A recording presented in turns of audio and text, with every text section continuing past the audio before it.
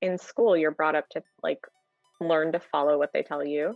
And that's why it took me up until like my mid 30s to actually like reflect. And it took like the world being locked down for me to realize like I can decide what's right and wrong. And it is because they do brainwash you at a young age. Like that's the scary, like you send your kids off somewhere and people keep repeating these things to themselves, to their kids. It's like you're taught to follow those rules and you're never taught to like think about what's right and wrong. Welcome to the Tucson Bitcoin podcast. My name is Alex, and I'm pretty stoked on this episode. I had the opportunity to interview Ghazaleh Victoria, who is a pretty new Bitcoiner. She got in 2020, and it's fun to walk through that thought process of, why she became initially interested in Bitcoin and why she took the plunge to really become a Bitcoiner. But yeah, we met on Twitter. She was trolling myself and my co-host Skeef on Toxic Airways, which is pretty funny. Started following her, saw some tweets that were just, really spot on, and learned that she's a part of the OC Bitcoin group and thought she'd be great for the show. And I really had fun getting into this conversation, talking, about what her experience was like growing up in public schools, having family in Iran and having left Iran and kind of what that experience was like. It's just really cool to get into, and I think it's interesting to hear what circumstances lead people to Bitcoin and their backgrounds. I love getting into that, but I'm pretty fired up. The Max Kaiser event just happened, and it was a blast. Ghazaleh was there, Alex Svetsky was there, I got to meet Dread, got to meet all these people in person for the first time, which I was super, super stoked on. And I'm just so bullish on Bitcoin. I mean, the energy in Arizona is amazing. We're launching a meetup in Sierra Vista. The first meetup we're having is on the 28th, and we have some great Bitcoiners out there. It's just so incredibly important. I think Bitcoin saves us from being doomed to just sitting around and whining. Like, this really is the revolution that we can take sovereignty into our own hands. We can exit the system. We can stop being stolen from, and we can starve the beast. We can do all of these things all at once just by buying Bitcoin and self-custodying it, and that's huge. That's just absolutely phenomenal, and I am so stoked on what's coming down the line. Another thing, I am going to be speaking at Bitcoin Omaha on September 10th. That's going to be in Omaha, Nebraska. We got some good speakers. We got Stephen Cole and Brian Harrington, both friends of the podcast, going out and speaking there, and it's going to be great to be hanging out with them that weekend. But yeah, Bitcoin is growing in the Midwest, and that's something I'm really, really stoked on, and I'll keep you posted on. But if you can make it, that'd be super cool, and yeah, hope you enjoy.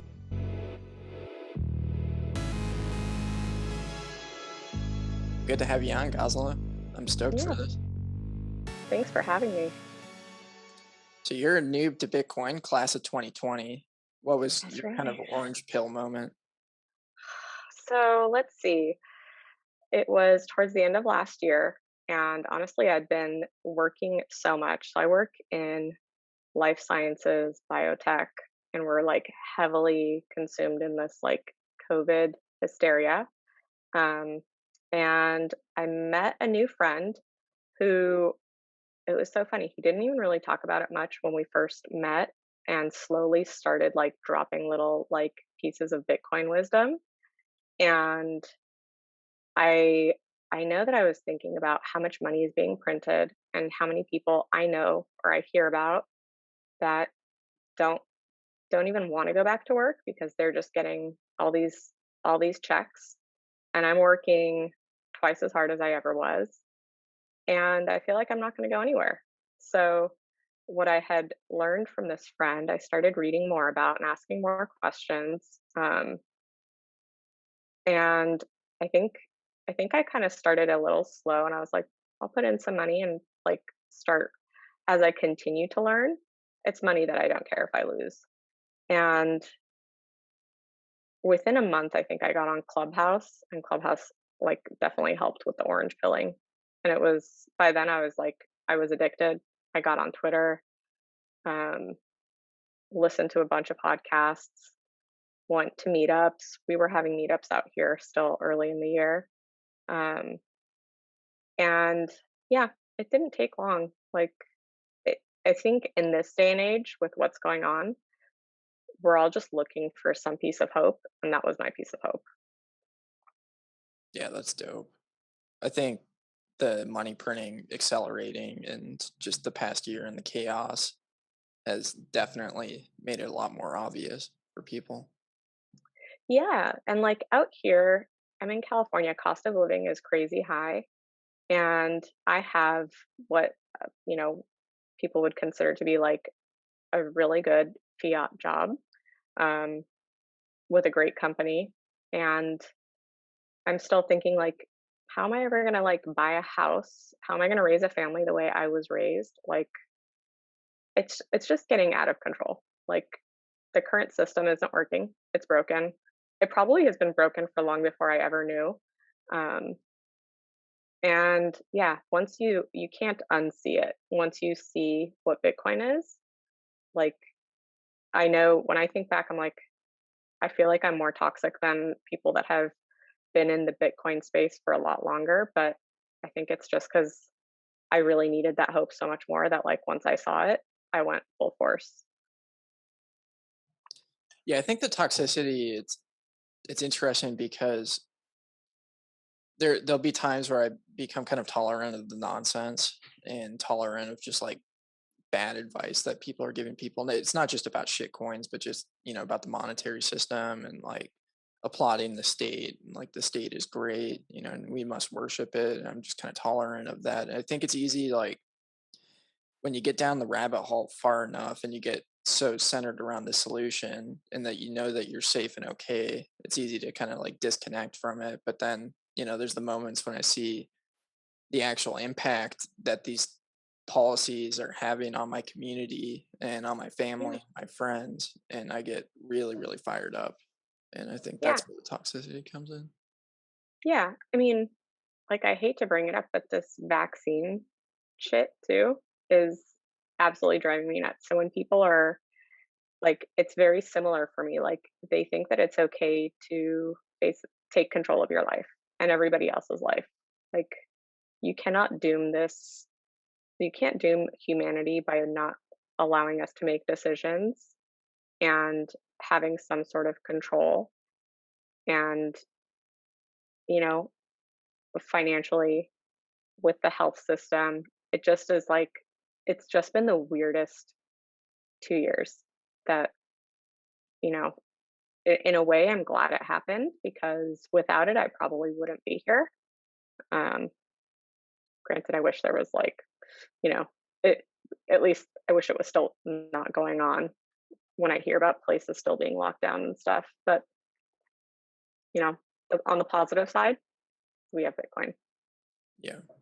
Yeah, I mean it's huge.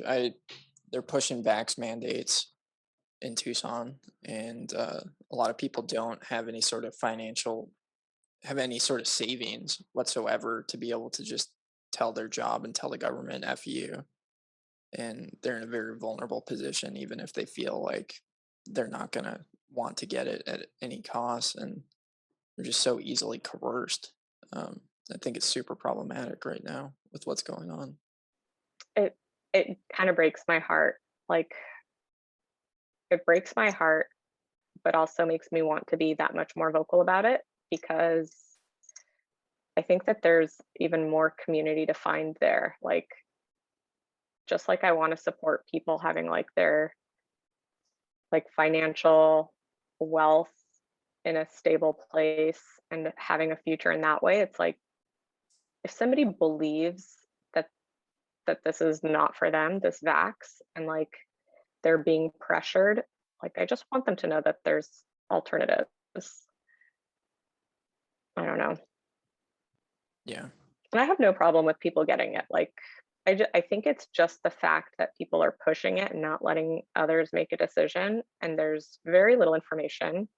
Um it really can't like we're banking so hard on this one thing in such a short amount of time that, like, imagine if something goes wrong, like how devastating that will be.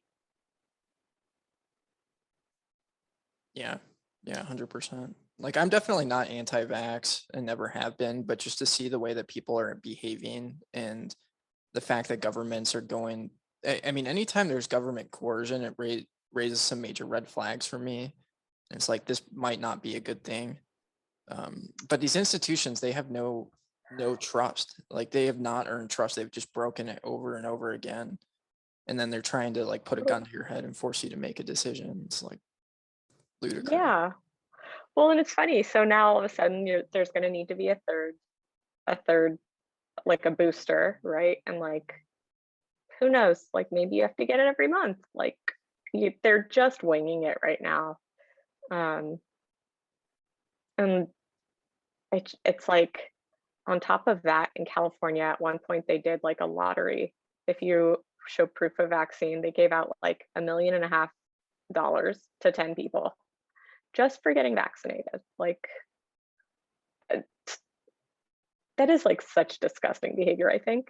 I mean, it really is telling people to not do any research or to like have any regard for themselves and just like you're a science project.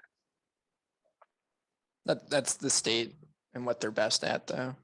They think for us. Yeah. And the scary thing is like a year ago, I would be I wouldn't be thinking for myself. Like that's been the story of my life up until this last year when it was like enough is enough. And now I'm going to push back on everything and I'm sure it will get me into trouble, but like I'm going to do what I think is right and I'm going to take my time and make decisions in my life that are good for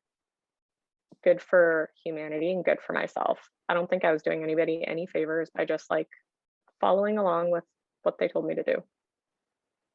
Yeah. I think one thing that's been really interesting is to watch people's behaviors. So, like when Trump was in office and trying to push the vaccine, there were a bunch of people on the left that, were super anti-vax. And you see these posts on Twitter, like a side by side, like, oh, we're not Yep. going to get it, Trump. And then these people are now, applauding like mandatory vaccines and, all Yep. of these insane policies. Just I think like if Trump had been elected, a lot of these people on the right would be, doing the same thing and trying to go after the leftists. And Yeah.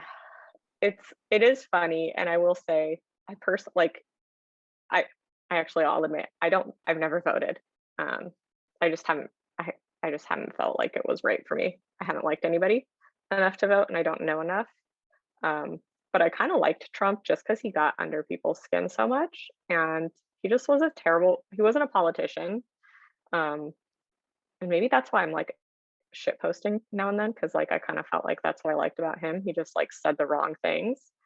Um, but it also showed me how crazy people are that like it really is a matter of him not being in the office right now that they're like, "Oh my gosh, this vaccine saving everybody." It's like, so you all refused to get the Trump vaccine. You said you wouldn't support a Trump vaccine, and now you're like pushing it 10 times over. Like it just is like it really feels like we're in a circus sometimes. So sometimes you just got to sit back and watch because it's pretty crazy watching these videos like of what people were saying before the election really cracks me up.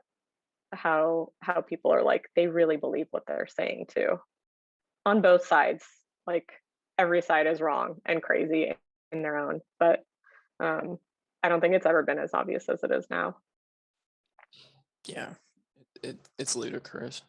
And that's why it's so much fun to like break things down to first principles. And that's something that Bitcoin really challenges people to do. And like Absolutely. for me, I was just your run of the mill gun toting conservative that prior to Bitcoin. And yeah, And I was like the gun fearing person. I was like, I want I want to surround myself by police. They're going to protect me. If something goes wrong, I'm just going to call on the police and they're going to fix it or like make a report or like the government is out to make things better. No, it's not. No, everyone is out for themselves, and you just can't like if you think you can rely on other people that strongly, I think you're in for a rude awakening, and that's what I was in for. Yeah. Yeah, 100%. It's this idea of like individual responsibility, I think, is so incredibly important. And for whatever reason, it's terrifying for a lot of people. I don't know. Did you go to public school? I did. Yeah, me too. I did, and I went to it's funny, I switched districts and really different neighborhoods. So I grew up in well, I went to a middle school that had um, we didn't have many kids in the district, so a lot of kids were like bussed in from like closer to like the border. Um, and it was very different than when I went to high school, and it was I didn't live in the area. I just got in some other way, but very, very like ritzy, high end, very privileged. Um, and all the same issues existed in both places. They just paint a different picture of it. Um, and all these experiences to me, I'm like, I never thought about it until I started thinking about like all the experiences that led me to this point where now I can see like what I have to do if I care about being a free individual, or like if I want to have a say in what happens in the future for both myself and in general. I do think we're like in a bigger, like looking at a bigger picture with Bitcoin. Like this is not even a national movement, this is global. Like I think about all these experiences that I've had in my life that got me to this point, and it's been very consistent from whether I've been in college or I've been in middle school, all the same problems existed. And it just has grown. And last year just got to like a breaking point. But yeah, I don't know. That's just a whole different rant. Yeah, I think it's really easy to ignore problems until they get right there in your face. And I think we're just kind of, as humans, we're conditioned, or that's the way our brains work, is we try to limit as much challenging things as possible and just be as productive as possible. And we form neural pathways in our brain to and patterns to literally do the same thing over and over again to save energy. Yeah. And that's like, not only is it depressing, but it's boring. And I thought at first when I started to like, when I like really, really first started to like believe that we need Bitcoin, that everybody needs Bitcoin, the world needs Bitcoin. I had this, I felt really overwhelmed. Like I almost was going to have, I felt like what people must get when they have anxiety attacks or panic attacks. And one night I just was so freaked out that like, how am I going to live knowing how bad we need this thing? And yet, like, it hasn't been adopted yet. And is this what it's going to feel like until something big happens? Um, and honestly, no, I think that was just like a moment of actually accepting that, I believe in this change that's going to come and that has started to come. And after that, it's actually been really fun. Like it's given me more hope. I stress less about like the day to day. I don't even let work stress me out as much. And my focus now is like, it's actually really fun once you kind of get past that hurdle. That's been my experience. Yeah, having a sense of like a solution to a problem is very, very encouraging. Yeah. Yeah. That's what it is. It literally is like hope when I felt like I was so stressed about, you know, how am I going to make it? Like, I want to buy a house. I want to buy this. I want to buy that. Like, what's it going to take? What's the next job? Like, when am I going to get promoted? Like, how much money do I have to make? Everything was like working backwards into like buying this thing that was supposedly going to like make my life better. And I I think no matter what, let's say I had come up with that solution and bought that house or whatever, started a family, I still would have felt like in a rat race.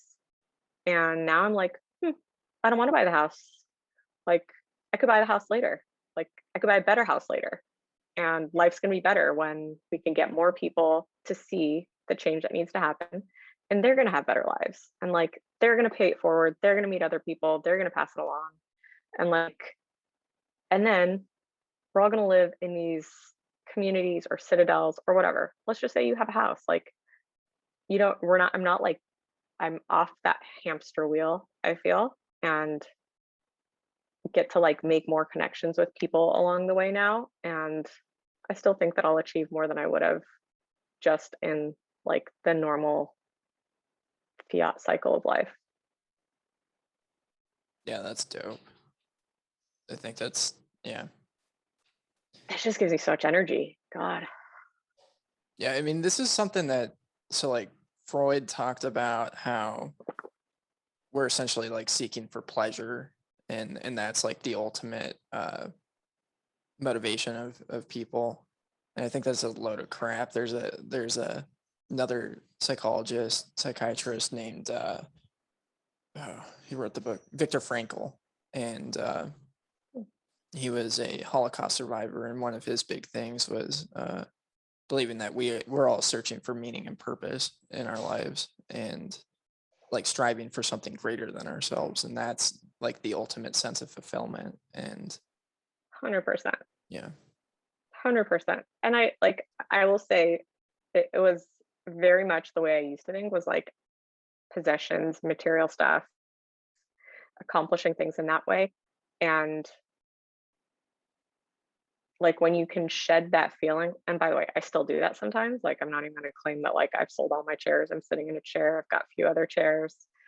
I have a freaking love sack in my house.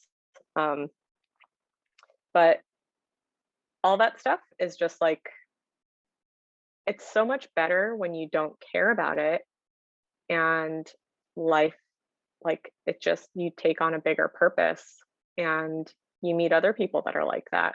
I don't know if I could do it like without all the connections, connecting with people and understanding that like maybe it's like validation, maybe that's what it is for me, but it's like the best community I've ever been a part of. And I actually am like we're we're doing I think that people are doing a lot of good things in this space. Changes the focus a lot in a good way. 100%.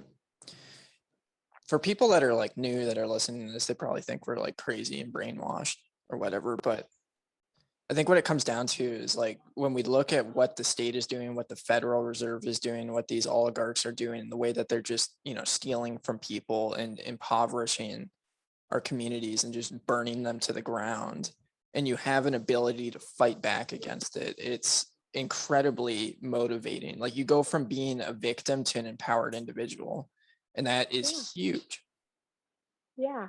Yeah, absolutely. And it is funny because I probably would have thought the same, like it seems like a cult or it seems like a Ponzi scheme. These are the things I hear all the time. And maybe I'm like, I didn't see the cult thing as much. Although when people talk about the meat and the food and the diet, I could see on the outside.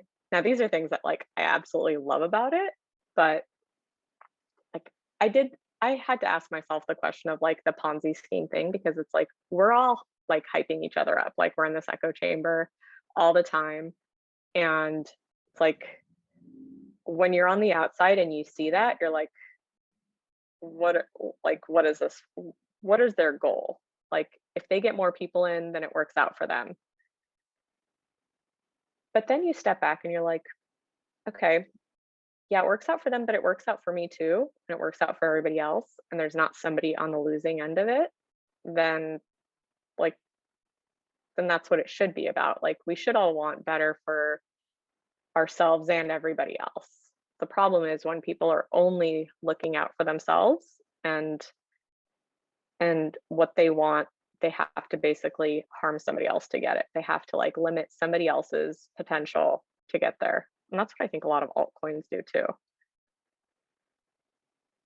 Yeah, the big losers in this situation are the rent seekers that benefit from doing nothing. Yeah, yeah. It's it's really motivating though to see, like, I don't see people that I don't see as many people like shying away from Bitcoin when they know about it, but I see so many more people attracted to it. Um,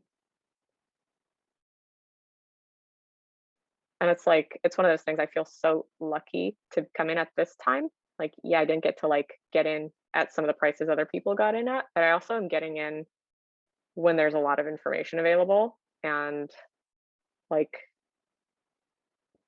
a strong community and people have built these communities and like there are meetups, there are podcasts, there's Twitter, there's places that people are talking and like it's like a support system. Yeah. I went to like an anti-vax protest the other day, and just seeing the people and their mentality was so demoralizing, because you had people like come and like start screaming at them. Are you serious? Oh yeah. Yeah. And then Were they even, like double masked too? yeah, they were like some Antifa looking kids. And um and then we saw a bunch of like kids on recess from school running around with masks on, and it's just really sad. That's hard. That's really hard. Like that's really hard when I hear about what people are going through with their kids. At first I didn't connect. I didn't really connect the dots when people are like the kids are suffering, the kids are suffering. That's me being like super close minded. I don't have kids, so I'm like we're all suffering. But like if it's this hard for me, or if it was early on when people were not really going out and talking and communicating, and I didn't know that there was like Twitter and this community, um, it was tough on me. But as a kid, I would probably have grown up to be like a really whacked out adult, like crazier than I am now. I would have had so many problems, and I I fear for like what's going to happen in 10 years, 15 years when some of these kids have grown up and like if they've been brought up to think you have to wear a mask, like you have to stay 6 feet away from people. Like, is that what the future is going to be for them? Like they think that that's the way right now, and like they're going to these like they're going to school to be educated, and they're just drilling this information into them, and that just makes me sad. Yeah, I think public schools, my buddy Ski calls them communist training camps, and I think it's just meant to like break you down and demoralize you and strip you of your individualism. And it's and it's crazy too, because they're like promoting this attitude of inclusivity, and it's the exact opposite. And There's nothing inclusive about what's going on right now. Like, first of all, people there's rules about who could go inside, who can't go inside in some places. Like what you can like literally based on if you want to be part of a trial. I mean, I just think it's insane. The mask thing too, like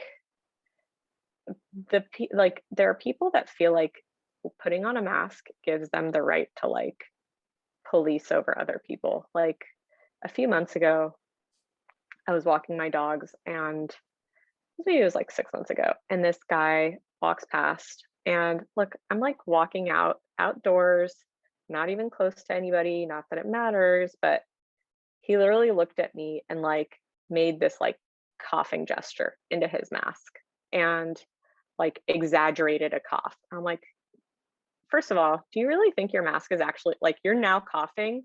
It would be rude of you to normally cough on me, and now you're just like coughing in my direction. This mask is not doing anything. Like, who's really the irresponsible person? And he's got a kid with him, and this kid now thinks that that's like the right behavior. Like, that's how you treat people. Like, how about how about just mind your business? You can wear your mask. I'm not telling you not to wear a mask, but don't like don't cough at me because I'm not wearing a mask. It's just like a false sense of like they just become very self-righteous. Some people, right? Like the mask does not give you power. Mask doesn't even really protect you, I think. So it's just another crazy thing that's going on. Like, let's just see how else this like screws kids up in like the next generation. Yeah, I feel like it's just a tool being used to um, differentiate different tribes of people. Like the mask it's not about personal safety. It's about, or anybody else's safety. It's about determining who is, on this team and who is the other team that we can hate. Like it's, yeah, it's just wild. Yeah. So yeah, your family escaped from Iran. Yeah, I was born there. I was like 2.5 when we moved, and most of my family's out now. I do have a couple of aunts still there. But yeah, we left like illegally. I think all of, like for the most part, my family did because we're Jewish, and they weren't giving out passports or visas. They didn't really they wanted to control who leaves the country, which is kind of funny. You're like, so you don't really like us, but you don't want us to leave. Like, pick your poison. Like, hate us and want us to leave, or like be accepting of us and be cool. Um, so yeah, we were lucky. We got fake passports. Um, and I was looking at it. My mom showed it to me recently, and it's so funny because I think it says I was like 4 years old and I was like two, and she must have been like shitting herself on a plane with this fake passport with two kids. Um, and like the whole purpose of the passport is just to say that like we're not Jewish. Like, as a Muslim, you can leave and come back. As a Jew, not really. Um, so like if I fast forward, when I after I was orange pilled, they were the easiest people to orange pill. Like, and they're like my dad is almost 80, and my dad has a pawn shop, so he loves gold. He definitely is like, he believes in gold and loves gold. So I'm like, I'm not going to touch gold, but when I tell them about Bitcoin and I'm like, look at what the government's doing, they're like, oh yeah, okay, do it, sign us up, put do this for us. We want it, we like it, we agree with it to some extent. um, but I think when you've actually gone through that, like the currency in Iran is like, it's insane. It's nothing like the US. The US is like, they want to be like the US. They want to be on the dollar. Um, so when you come from a place like that, you're I guess you're just that much easier to orange pill. I don't think I was that hard to orange pill either. I just was really ignorant to it before. Yeah, I'm really bullish on the idea of like these countries that have currencies that are being devalued super quickly being the fastest adopters of Bitcoin. And I think in the long run, that's where, the majority of adoption and development is going to come from. I think like a lot of people have a US centric view of Bitcoin, and a Yeah. large part of me doesn't want, there to be a ton of mining in the US or like a ton of Bitcoin development in the US because we have the most incentive to fight it, or well, not us, but the state does. And Yeah. um, Yeah, that's a good point. That's a good point. Like, but I guess, how do you kind of like push or encourage that or develop that outside of here, from here? I hadn't thought about that. yeah, I think like one of the cool things about it is it's an opt-in system, and people are opting in out of self-preservation in a lot of these countries, and the dominoes are going to fall. Like the people that are going to be the most disadvantaged by the fiat monetary system are going to be the ones that are happiest to ditch it for something better. And Totally. we're seeing that. And I think that's like in California and Arizona, we have very large immigrant populations, a lot of Yeah. people sending money home, and I'm stoked about those communities really benefiting from it. Um, Yeah. I'm trying to get my the family that I do have still in Iran. I want to like play with sending them Bitcoin. The crazy thing is, a few times on the phone I've started talking to them about it, and maybe I'm being super paranoid, but every single time the conversation has started, the call gets cut off. Um, so then I mean, I don't know if it's being super paranoid, but I've had conversate like we've kind of worked around it, and I still I like asking about it because I want to know. Like they don't see the news. What like everything is extremely filtered there.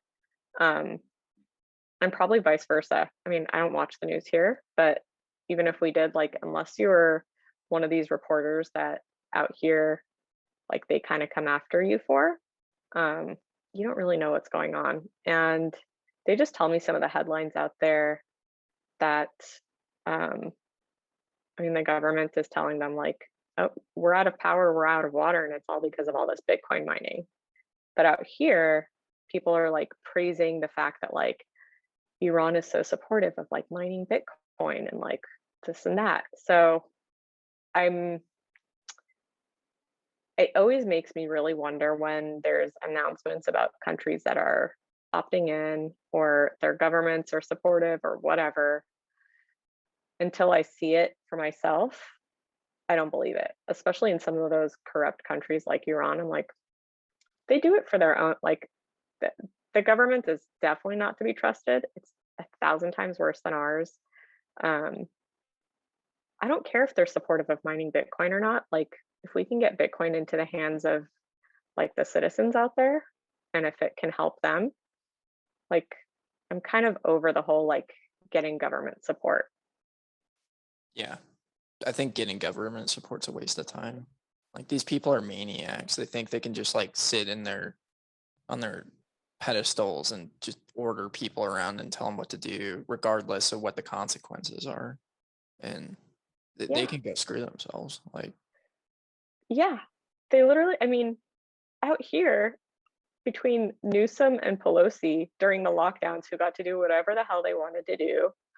Um, like that's such a small example, but that is the example. Like they it's so easy to order people around and put these rules and like limit their lives, and then you just like you want to go out to dinner, you want to go get your hair done, like you just order people to open up, like they become basically like your servants. Like you tell them what to do, they do it, and you get to live this like lavish life. Like no, I'm just not going to ask you to do it anymore. Like they live their lives. I'm not going to be calling them asking them to do stuff. um like I just don't pay attention. And when you stop paying attention to the news, like I canceled cable when I got into Bitcoin, mostly because I was honestly on Clubhouse for so long I couldn't even turn on my TV. But it was the best thing I could have done for myself. Like I don't even know right now. All I know is like there's no mandate in San Diego, and that's all I need to know. Like the rest of the news is actually just it's like it's worse than like those gossip magazines that they sell at grocery stores. Like it's so fake and so unnecessary that if you just opt out of paying attention to it, like you can live a pretty good life wherever you're at, I think. yeah. Yeah, I think that's like a huge thing. And I'm a huge advocate for opting out of the system however we can. It I think it's so incredibly important because I mean it's like if you're in an abusive relationship with somebody, why stay in it? Like the government is always abusive. That's just like the role of the state. I mean, they do ridiculous That's things. true. Like if my neighbor was like uh growing a plant I didn't like, and I told them that they're not allowed to grow it, and they kept on doing it, and I went over to their house and threw them in a cage. That would be morally irreprehensible, and people Yeah. would think I was insane, but Yeah. under the guise of government, behavior like that, committing acts of violence on people who are not doing anything wrong is just morally accepted in our society. It's just insane. Yeah. Yeah. So like it is stressful, and you do feel like you have to follow it when you pay attention, when it's like in your face all the time, when everywhere you go, it's what you hear. Like I go to the freaking nail salon and they have the news on. Like I don't need to hear this. So like I know not to listen to it because it's just stress. And honestly, if you don't hear it, it doesn't have to impact you. Like, at least, like, I say this is maybe like the luck of where I live and where a lot of people live, and maybe not doesn't it maybe can't be the case everywhere, but like I have to reevaluate my situation, what I'm exposing myself to, because it just limits the lifestyle that I can have and how much I can contribute. And it just like that's the biggest thing I've learned is like reevaluate what you're exposing yourself to and how you use your energy. And I can't use my energy to like pay attention to what these politicians are saying, what they're doing. Like there's some good actors out there that can try and have some influence on bills and on things like that. That's not me. And and I can't like I just can't even follow along with it. It just takes too much energy.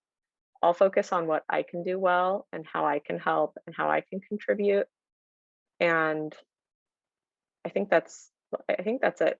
That's what lets me feel like I'm free and like I can live a life that is contributing to the community. Yeah, I think that's huge. And I think that's what a lot of people are missing right now. Yeah. I like one of the things I've committed to is when I am believing that the lockdowns are going to come back again, and I'm pretty confident in that. And I think a lot of people think I'm crazy, but uh, No, you're probably right. I'm committed to when they come back. We're going to put up a fight, and the way the fight looks is we're going to have meetups, regardless of what their laws are, what their rules are. We're going to have a good time, even if they want us to be Oh yeah. miserable. And we're going to Yeah. support businesses that don't buy into their bullshit and are going to choose to continue to operate and not shut down. Absolutely. Yeah, we started doing that too. Like I can't even remember now when the lockdown stopped. For one, I do fully believe that they're going to come back too. It's like the writings are on the wall. Um, there will be few communities that maybe don't do it. And I don't even know if that's true because like Dallas has a mask mandate now. Vegas has mandates, like the cities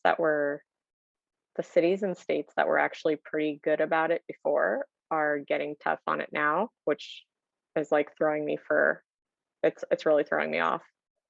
Um, but it's going to be another one of those things where we have to like focus on supporting the people that are willing to keep things going.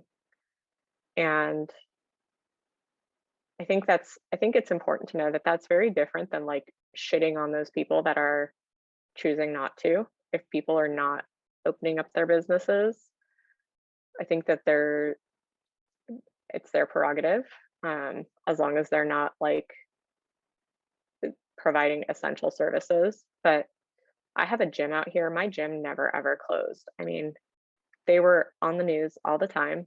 They were getting cited day after day. Um, I think in the beginning, I was actually thinking they were super irresponsible. And well, I was like, this is everyone else is closing. They should close too.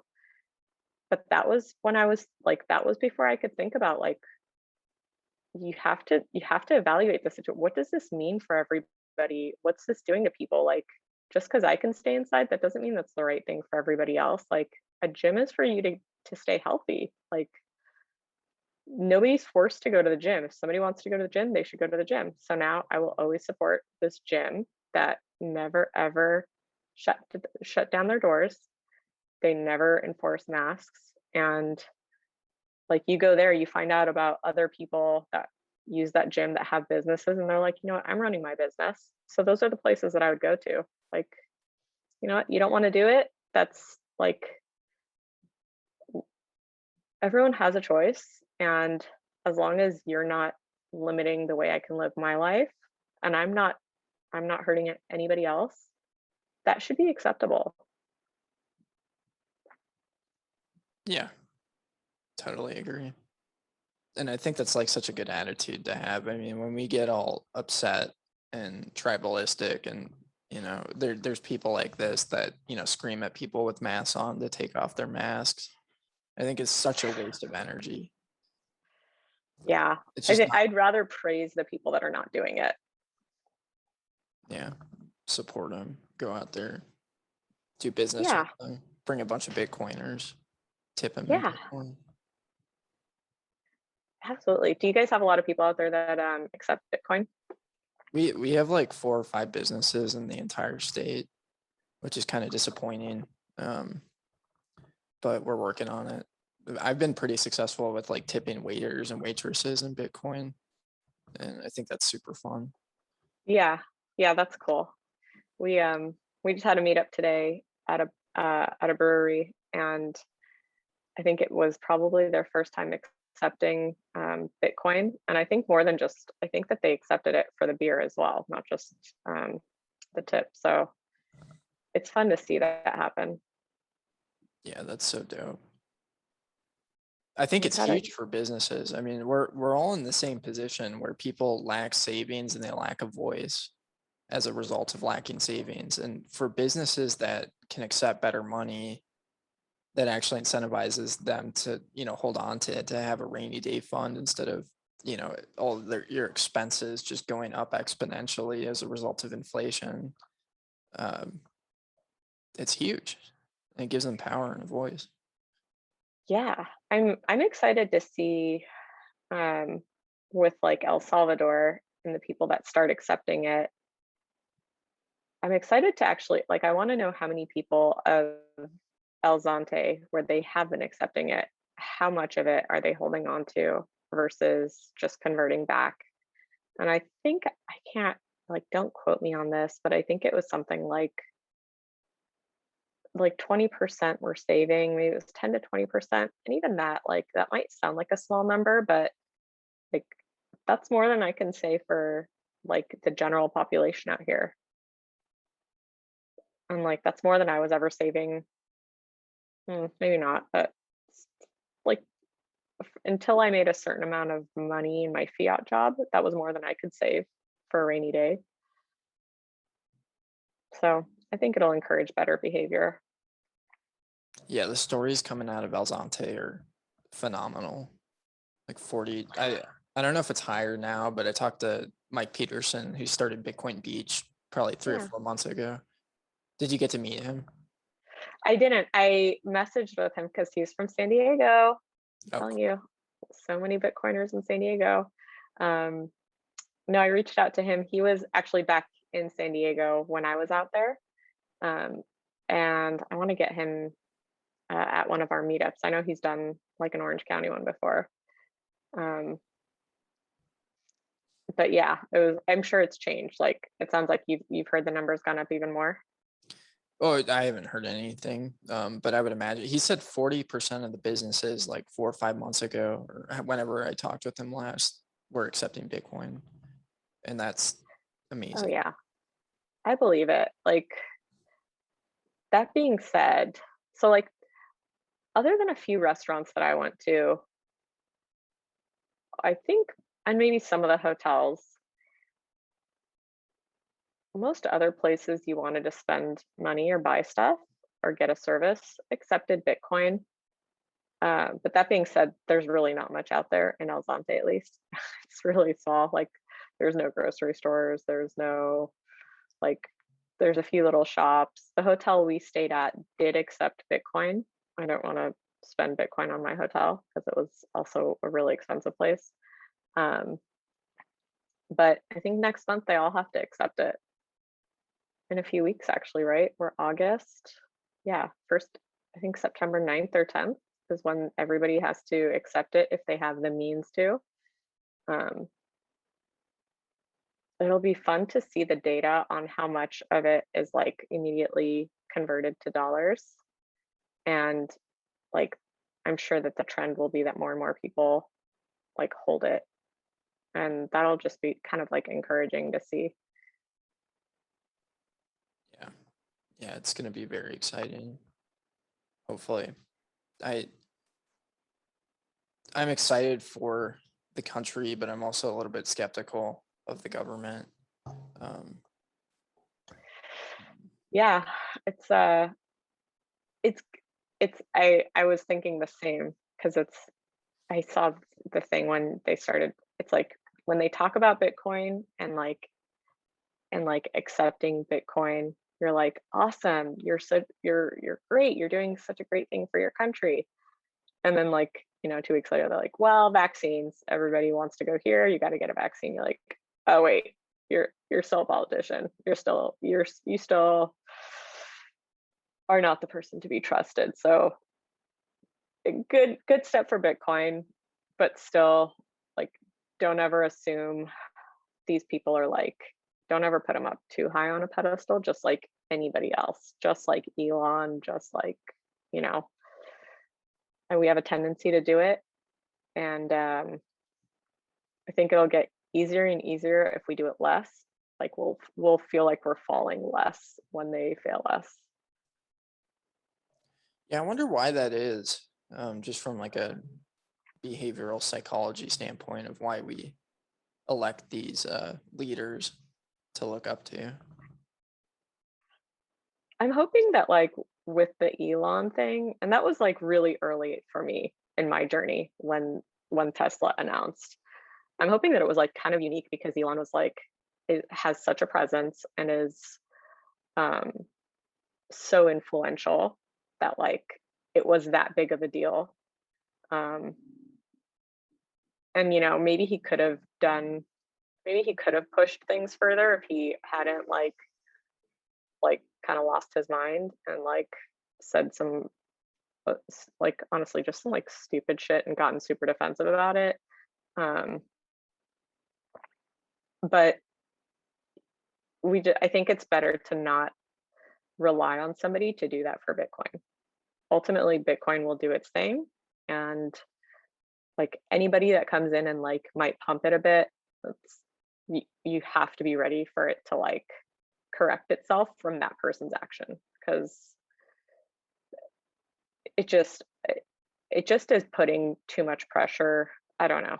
I just don't. I personally have recently realized I just don't like it. Like you have to be skeptical of everything, and especially everyone.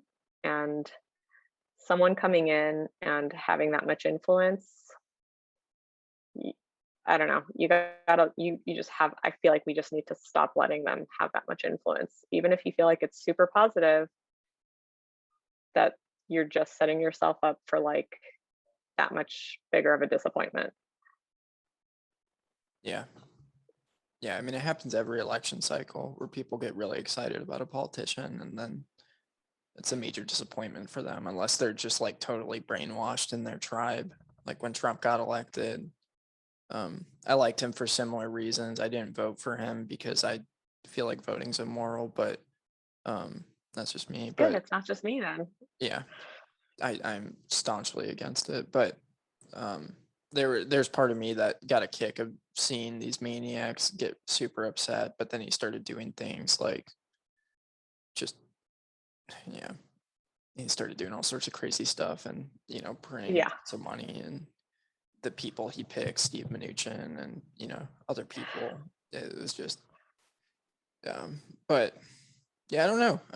I wonder if like the reason why we put people up on pedestals is because we lack as a culture don't have enough emphasis on on like mentorship and role models in real life, and so we kind of fantasize about these figures.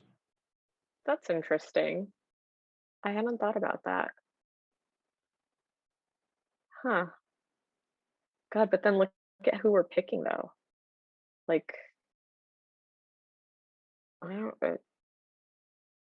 I don't know how much faith I have in that either.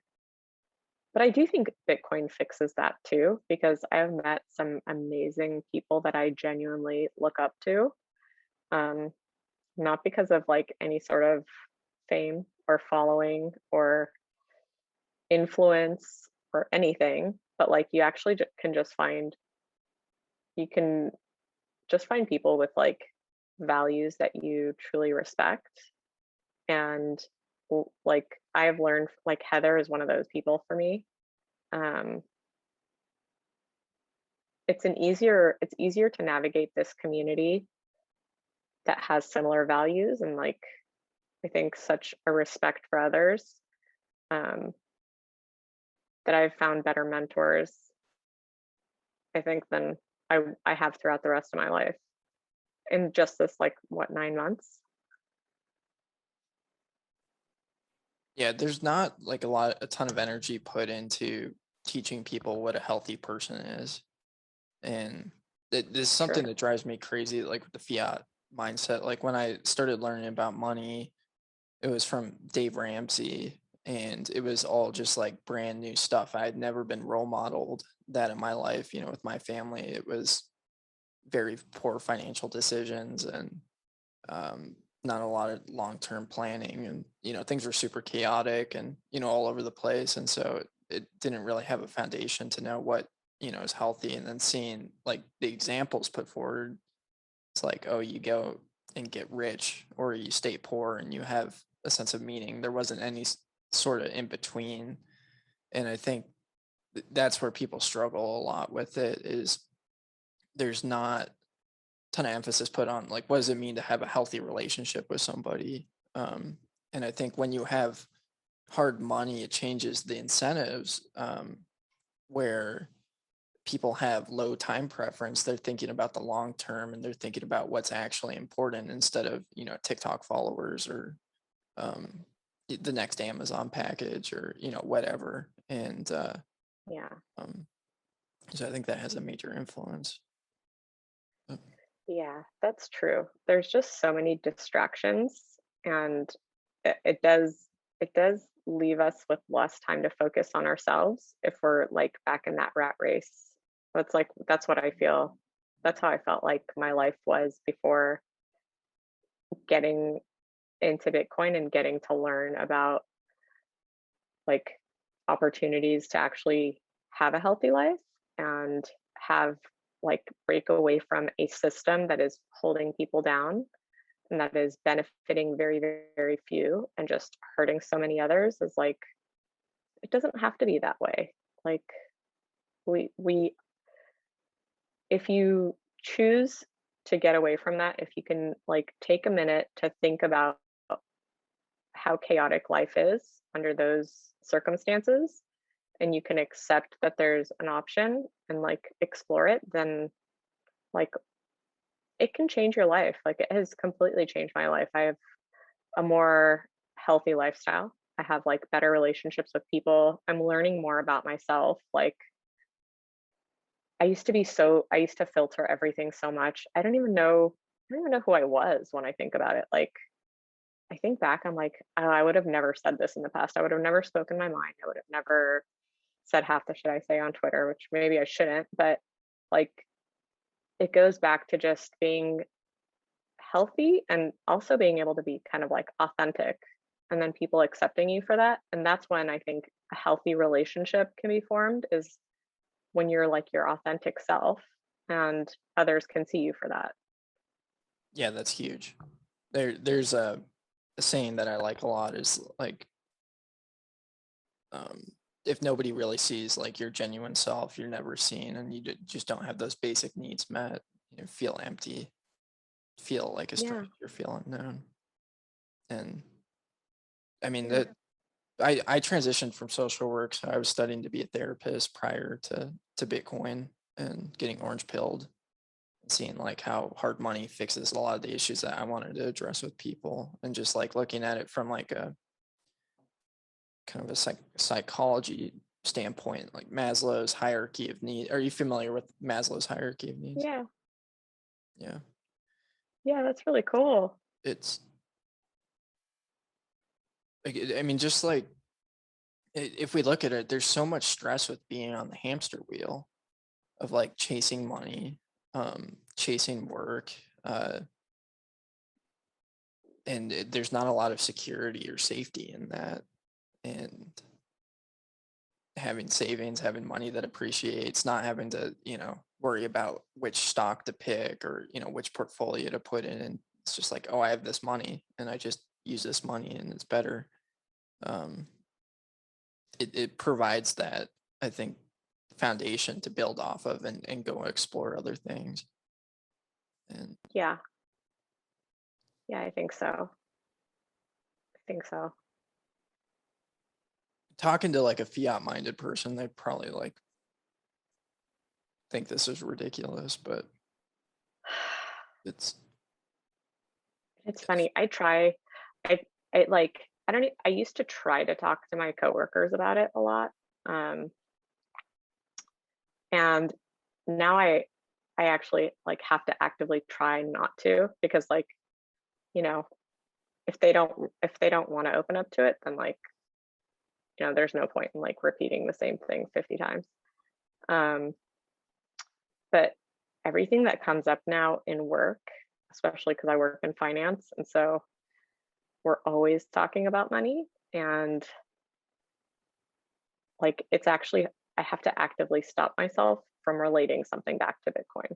Like we talk about inflation, like I manage a budget. I'm like, oh, well, my budget last year was $250 million. This year it's 700 million. Like only some amount of that is because we're selling more stuff. The rest of it is because our like the cost of everything to us is more expensive.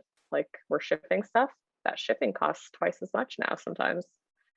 And like, well, I always want to be like, too bad we didn't invest some money in Bitcoin. We had all that money on the balance sheet. Like it just drives me. It actually is like having to like silence myself.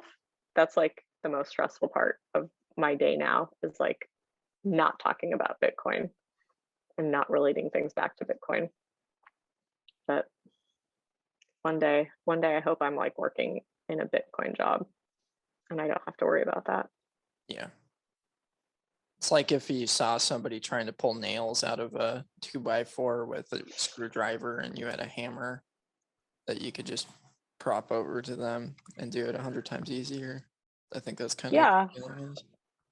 Yeah. And it's funny because I'm sitting here laughing at them, or like shaking my head maybe at them, like they just don't see it. And they're totally laughing at me. Like every now and then someone who knows that I'm into Bitcoin be like, oof, do you see the price of Bitcoin? Like they're looking at day-to-day movement, and I'm like, you know, they're feeling bad for me and I'm feeling bad for them. Um it is funny like that when you talk to people who don't want to see it, or just haven't opened up to it and really want to believe in the fiat lifestyle. It at some point like there there's for me there's limits on like how close I can get to people like that now, just because like they don't want to hear it, and I relate everything back right now to Bitcoin. They can have fun staying poor. Hey, I say it under my breath all the time to them, so we'll Yeah, I see. don't like to say that to people's faces as much, unless they're like really belligerent. I like to say it to wealthy people who have a lot more money than I do. Uh, I get a real kick out of that, but um, plays into their insecurity. It really upsets them for the most part. But yeah, I mean, that's one I of the made beautiful things about things like this is it's opt-in and it's not Yeah, coercive. It's like if you want a better yeah, life, you can opt in. yeah. I mean, if only like the government worked that way too. Like we can follow the government, we opt in to do that. Like I think I think that would be their worst nightmare, and I think it's highly unlikely. But life would be a lot easier that way, and life would be a lot more pleasant that way. Well, this is like a reason why they didn't teach slaves how to read because they didn't want them to be empowered in any way, shape, or form. And the government sees us in the same way. We're individuals to be used and extracted from. Um, Totally. and they don't want us to be empowered. They don't want us to thrive and succeed, and they don't want us to be independent from them in any way. And they attack everything that, I mean, just like looking at this last bill that they were, you know, I don't even know where it's at because I don't Such really garbage. care. But I mean, Yeah, it's their attitude. Like they know what they're doing is harmful to us, and they just don't care because they benefit from it. And that's where I think the best reaction is like we just continue like I I mean, I don't know much about this, but what I feel will work is we just keep going. Like we weren't asking for their permission for things. Like I don't even feel the need to like I didn't call the senator. I wasn't asking them to vote a certain way. And maybe that was the wrong thing, but for me it felt like the right thing. I just didn't when you don't have faith in it, like you just find another way. And I don't feel like they can stop all of what Bitcoin is doing. I think that they are distractions. Um, and yeah, like it wasted a little bit of time. It frustrated a lot of people. And at the end of the day, like it's just like a few days of like nonsense. And we're back at it now. Like we're fine. We're good. We're gonna like it's not even a thing to survive. Like it just was noise to me. yeah, I think it's incredibly bullish. And it's something that really excites me. I didn't call my senator, because one, I don't give a shit what they think, and two, they don't give a shit what I think. Um, and uh, yeah, I just don't believe that we get anything done in that. I'm just so black pilled on politics, but uh, yeah, it's incredibly powerful to just like render them completely powerless. They realize that this is what's happening, that they can't control it, and so they're looking for ways, to attempt to make it more difficult to preserve, their jobs. And this is the thing that's amazing about it. Like they're not going to have a job at the end of the day when we win, and Exactly. yeah, they can go kick rocks for all I care. Yeah. Yeah. And it's almost like it does frustrate me that I feel like they have this like they are kind of benefiting by feeling like they can shake us. Like when they do get those calls, I'm like, I feel like they feel like they're winning. Like we're kind of bowing down to them or we're asking for their support. Um, but but most of us know like it, we're not going to have their support. Like they don't have our they're not working to get things right for us. They're not doing right by us. They haven't, in my opinion. I think there's very few, and I'm only saying that because I don't even know who they are, but I'll just give them the benefit of the doubt that like there's maybe some good actors out there. Um, but if we're not doing anything wrong, then I don't think we need to ask permission.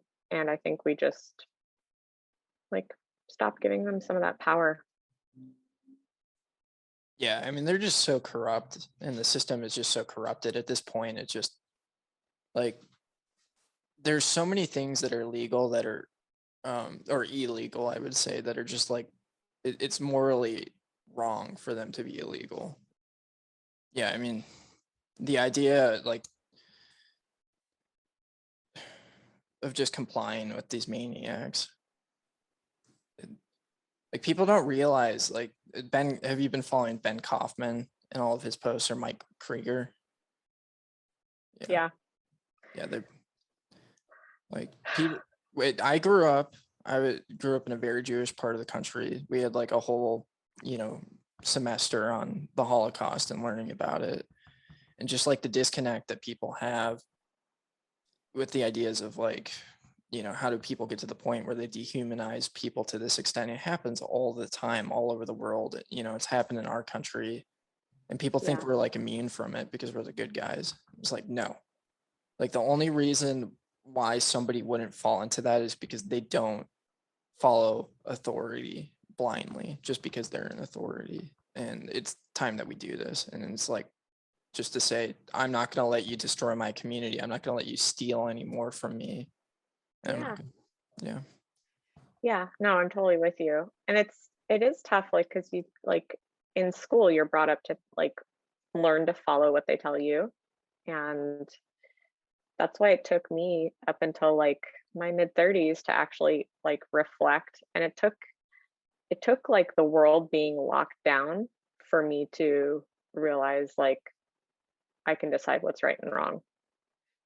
And it is because they do brainwash you at a young age. Like that's the scary, like you send your kids off somewhere and people keep repeating these things to themselves, to their kids. It's like you're taught to follow those rules, and you're never taught to like think about what's right and wrong. Like what's right and wrong is like what they tell you is right and wrong, but you're not thinking about it. You're not thinking about like how to improve things. You're just thinking about how to follow things. Yeah, abolish the schools, get rid of them. Yeah, yeah.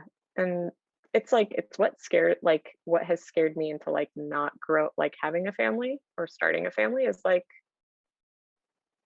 it's it's a lot more time when you realize you're not going to send them to those schools, to those camps. Like I don't want anybody teaching my kids these things. Like I'm lucky that I guess I'm lucky even in my 30s to have come to this realization, but I don't think a lot of people do. And it starts it starts at a young age. Like that's where you're shaping these people. And I don't I don't know who I would trust. Like I don't know, to me it's like there's no other way. If you have kids, you have to homeschool them at this point.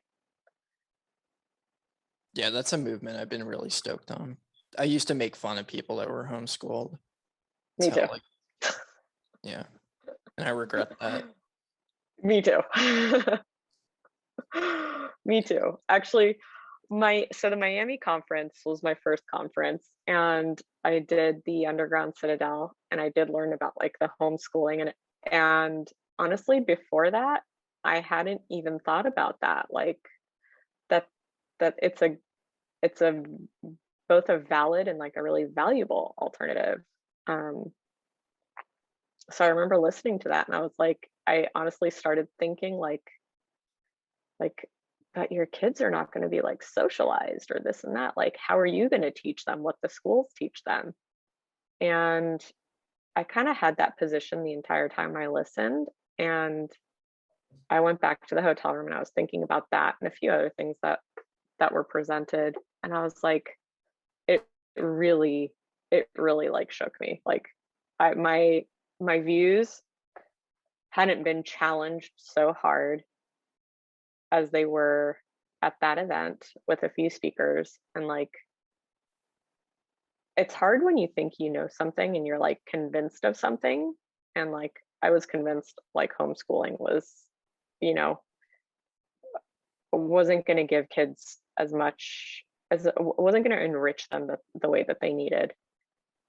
And then when you think about it and you're like, when you're so wrong on something, it kind of takes a minute, I guess, to sink in. And yeah, like I'm I have so much respect for it now. And I realize like if I don't do it, if I it's like if I don't have kids, it's because I don't have like I'm still learning. I don't want to bring up kids in a place where I can't be the one educating them, or like have a community that I know that they can be educated to be like positive, free thinking people, and like and not going through what I think is like these brainwashing camps right now. Yeah. Yeah, Skeef did that presentation. I wasn't there, I unfortunately, know. but I heard him do it on BTC Kindergarten. I have the pleasure of knowing his kids, and they're very bright and well behaved and inquisitive and not broken down and demoralized like a lot of other kids. And Yeah. it's very Yeah. No, he did a really good presentation because like the fact that it literally like it took me a while to go back and think about it, and it really kind of messed with me, and I had to like accept that I was so wrong on something. um it was like an interesting topic. And especially for me, like newer to Bitcoin and going to this event, I'm like, okay, why are we talking about the education system? And why are we talking about um like there was a talk on um the medical system, the education system, like farming, and I was like, what does all this stuff have to do with Bitcoin? Like, this is me being super ignorant and like new. And I I definitely left thinking it was the most valuable thing I did while I was there. Like, I love making friends and like connecting with so many people, and the conference was fun. But like that day was like the best, the best like education for me, and that was the time that I actually learned Bitcoin isn't just like the money, isn't just an investment. Like it is so much more. It is a lot. It is like it is what will. It is like life changing. It can affect every aspect of your life. Yeah, big shout out to Katie the Russian on that. She's one of my favorite. Absolutely. Yeah. No, that was I when I saw her, I was like, that day changed my life. So I definitely I encourage anybody who hasn't been to one for sure go. Like, even if you think that the topics, if you don't think that the topics are relevant, they are so relevant. Like, they are so relevant that it's kind of scary. It will shake you to your core if you hadn't thought about it. And that's how I felt. Yeah. Yeah. At the end of the day, it's about individual freedom and personal responsibility, self sovereignty. And Bitcoin's a massive tool, but it's not all of it. Yeah. Yeah. It was cool. Yeah. So yeah, So, yeah, are you bullish on the future? You feeling optimistic? I am so bullish. Are you kidding? Literally I'm like, I was driving in the car yesterday and I was like, what is not going to make me bullish right now? What can change my mind to not be bullish on the future and bullish on Bitcoin? And the only thing I could think of is like, you know, the government coming and like praising it. I actually don't even want that. Like, I don't want our politicians to like, I don't want, God, if Biden were ever to say something, I don't even want it. Just stay in your bubble. Like, because anything else that happens, I feel is going to keep me so freaking bullish on Bitcoin and bullish on like the future as I see more and more people understanding it or asking questions or accepting my questions. Like, all I can do is ask questions to people too. Like, I don't know shit. And like, maybe most of us don't know shit, but we'll figure shit out together. Yeah. I think that's like a huge one. We're not alone in this. No, are you kidding? Like, I've never had so many friends as I have now. Like, life is just starting to get fun. We're gonna win this. I'm Oh, super yeah. stoked. Yeah. These Yeah, I'm assholes, excited. they don't know what's coming for them. It's so fun. It's so fun. And like, honestly, we do have like, life is so fun. Like, next week, I'm going to, is it next week? Next week, I'm going to go to Arizona. Yes. Um, yeah, like, absolutely going to go to the Fuck Elon tour. Um, Yes. Full disclosure, I have a Tesla, but that's not Elon. I'll still say fuck Elon, but yeah, I won't drive my Tesla there. Um, God, and then BitBlock Boom, like, how can you not be so bullish? Like, if we're so early that anybody that's still just as new, like, should realize they're so early. Yeah. The fuck Elon tour is gonna be hilarious. Been chatting with Max and Stacy. I'm pretty stoked.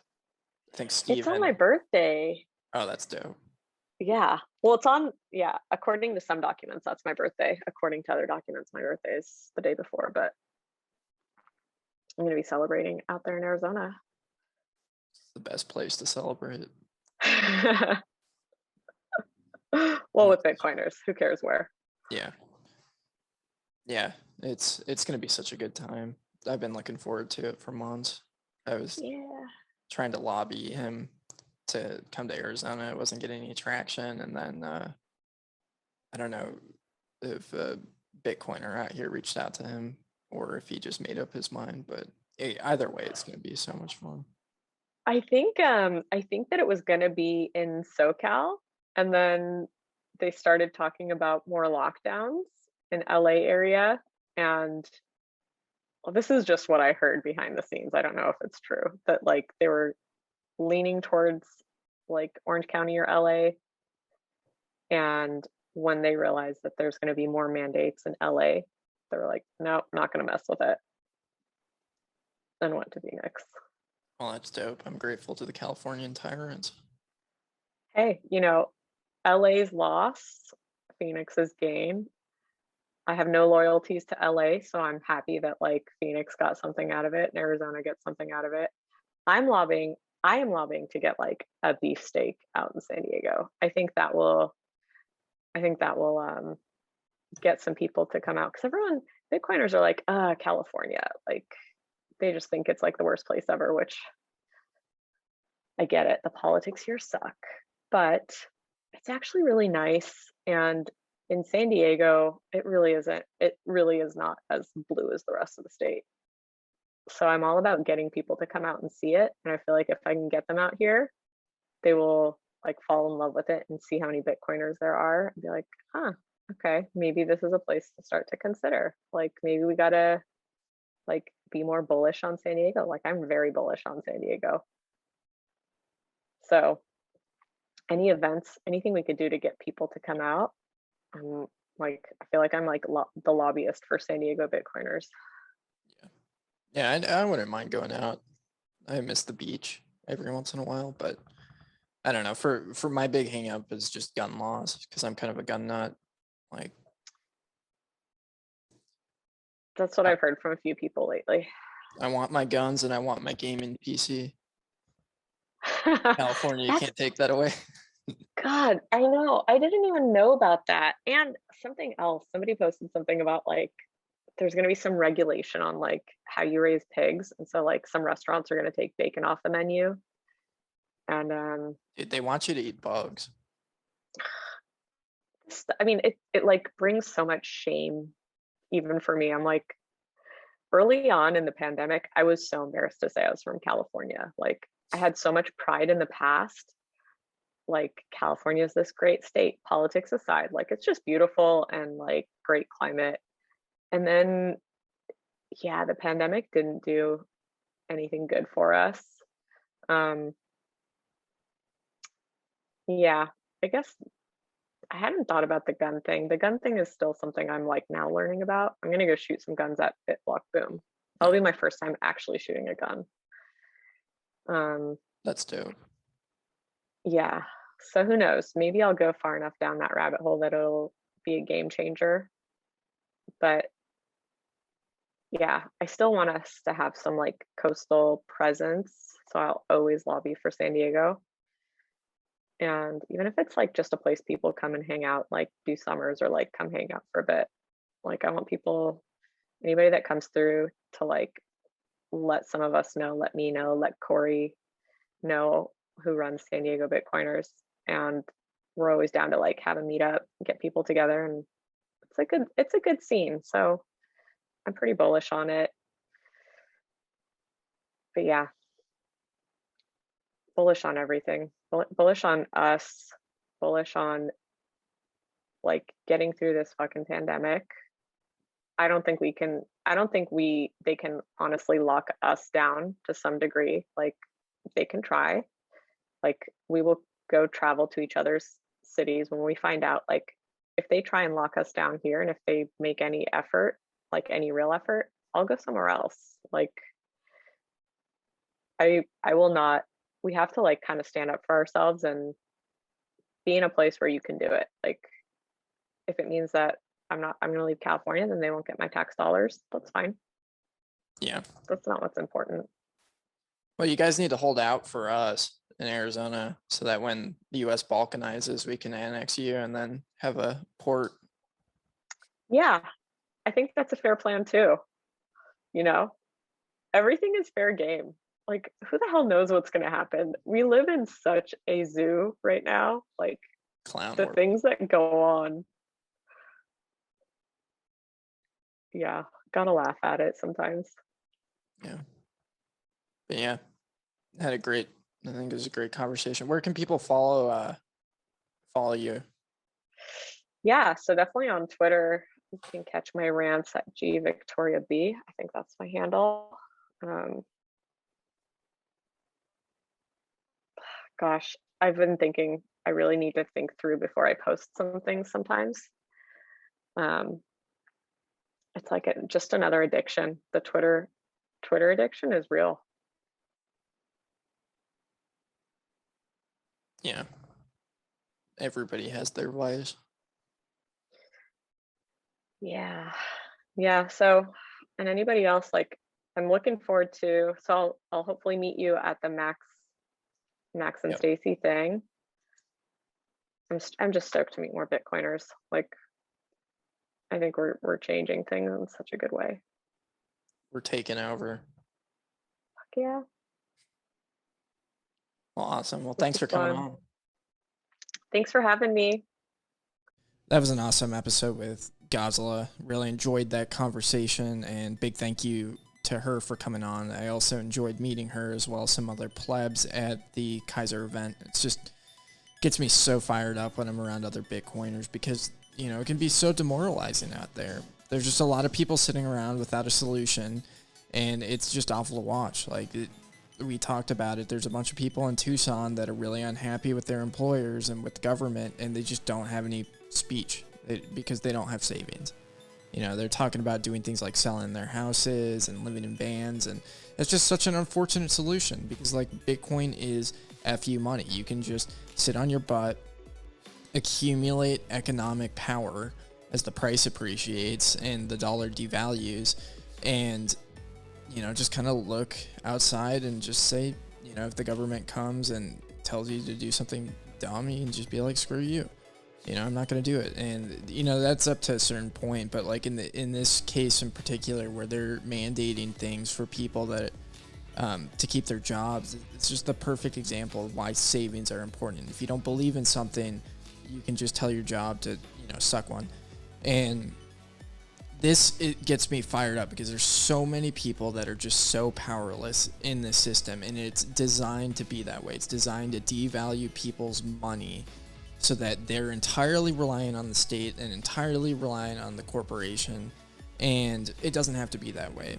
We have the best form of money ever invented at our disposal, and we can participate in it whenever we want to. And there's just a lot of people who haven't realized that yet. And so I am stoked about this meetup in Sierra Vista, and I'm stoked about launching meetups around Arizona. The energy is just going to continue to grow, and it's going to grow because the fiat monetary system is going to continue to disintegrate, and people are going to step away into the light and take the orange pill. I hope you enjoyed this conversation with Ghazaleh. Make sure to go over on Twitter and follow her at Ghazaleh Victoria, and have a good